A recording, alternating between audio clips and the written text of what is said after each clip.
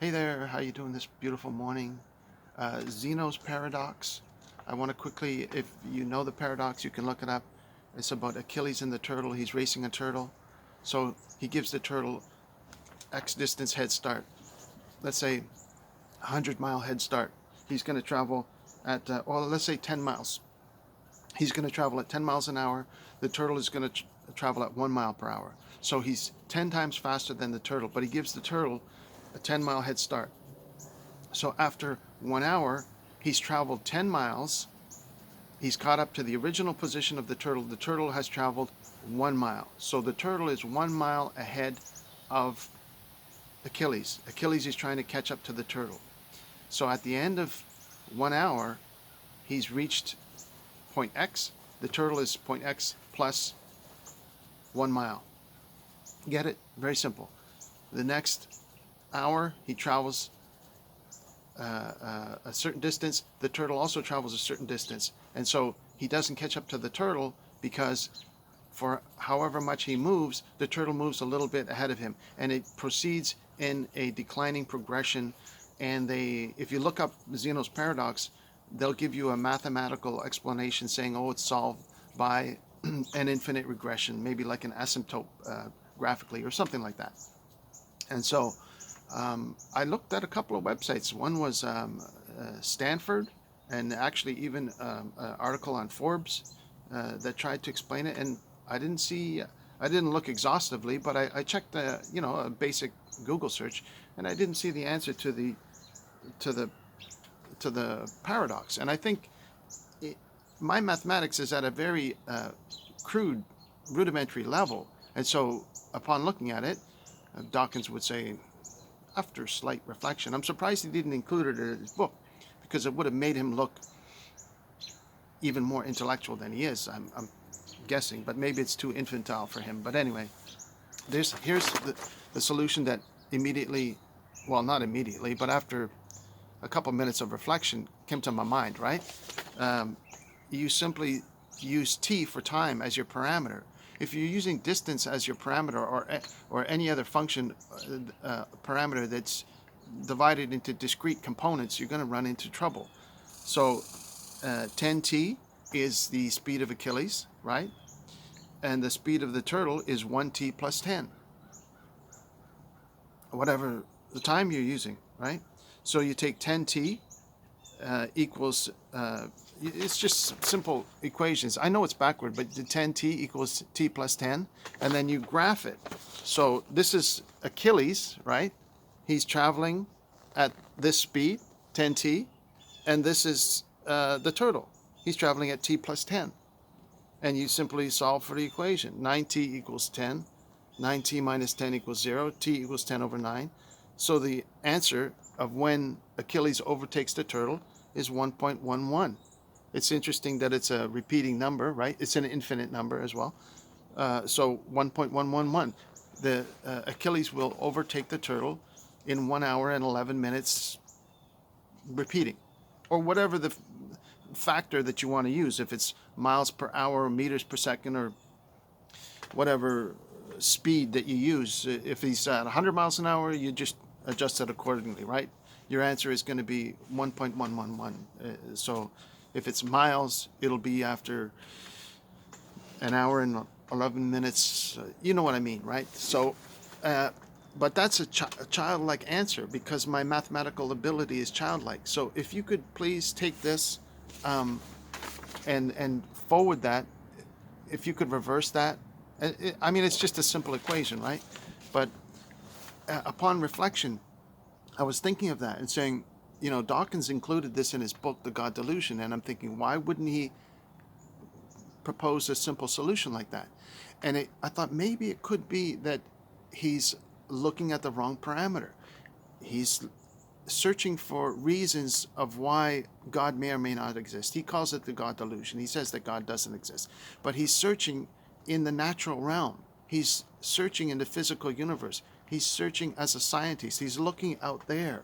He's saying, oh, it's a paradox, because I look out there and I don't see God anywhere. But he's not using the right parameter. Internally, the reflection of what we see outside. I see the sun breaking through the trees right now. If I look here, the sun will hit me in my eyes. It's magnificent.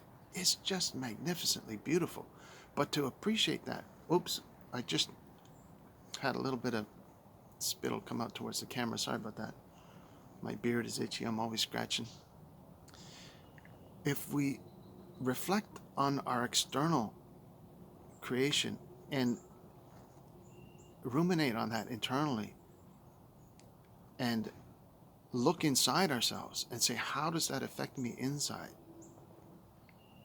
Does that make me appreciate God? Does that make me have a sense of God? And many, many times in our life, when we have to not look on the outside, but look on the inside and say, how does this affect me? Are we really in a bad state in our lives and we need help? That's an internal thing. We have to seek God in prayer. We close the door to the prayer closet.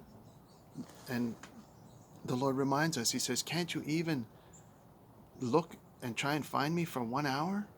Can't you even just do that? And a lot of times we don't. We don't take the time to search internally. There's meditation and people do that.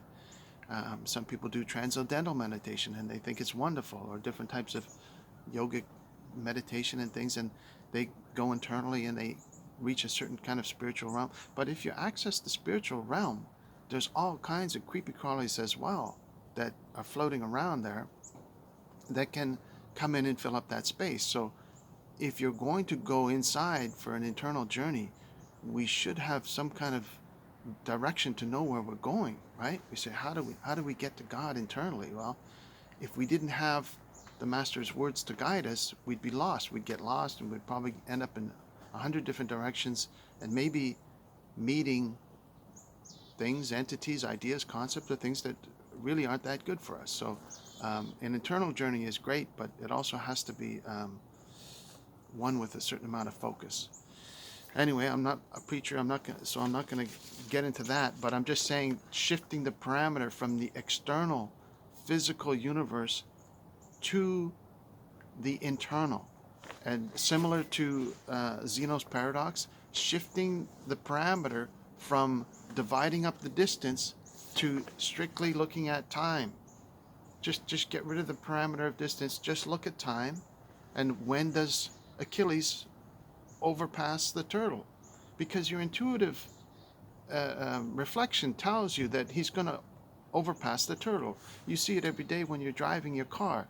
You're going 100 kilometers an hour. There's someone coming up behind you doing 110.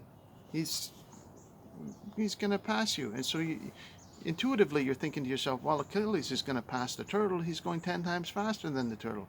But the way that the search for the solution is presented is say, look at this way of looking at it.